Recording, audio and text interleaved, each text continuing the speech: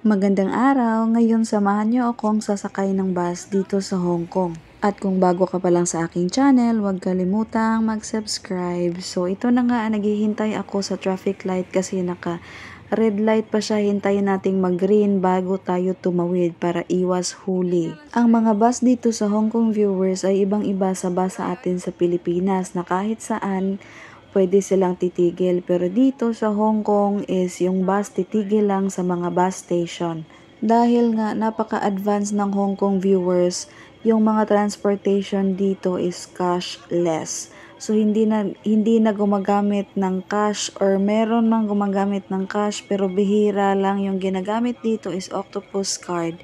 Yun yung parang ATM card na niloloadan mo ng pera at yun yung ibabayad mo sa mga bus na sasakyan mo, train or taxi man. At ito na nga ako naglalakad papuntang bus station kasi dito hindi ka pwedeng papara ng bus kung saan saan. Kailangan mong magpunta doon sa bus station kasi doon lang titigil ang bus.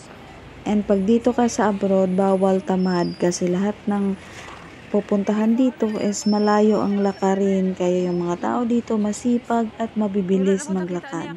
Kaya pag ikaw mahinang maglakad, nako, maiiwanan ka talaga. So ito yung bus nila dito sa Hong Kong viewers. Tinatawag itong double decker and merong mga number na nakasulat sa semento kasi diyan kayo pipila pag sasakay na kayo ng bus.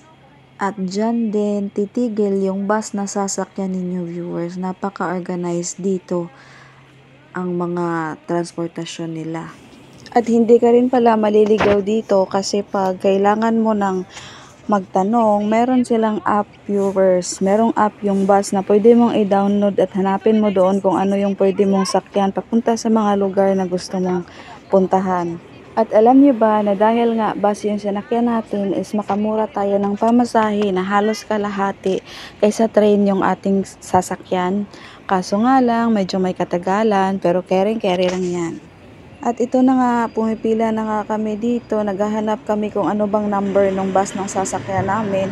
At pipila na kami, nahanap nga namin itong 276P at dito na kami pipila sa likod ng mga taong nagpipila din at naghihintay ng bus na sasakyan namin. So dito pala sa aming tinatayuan, maraming klaseng bus, 276C, 276 and 276A. So iba-ibang places yan at magkakalapit lang, kaya isang lang. So nandito na yung bus, kaya sasakay na kami. Niready ko na yung aking octopus card para sa pamasahe. At wala pala ako kaninang pera sa octopus card, kaya nagload lang ako doon sa 7-Eleven ng 50 para sa pamasahe. So ganito po, wala pong conductor dito. So mano-mano, ikaw na yung mag-tap ng card mo.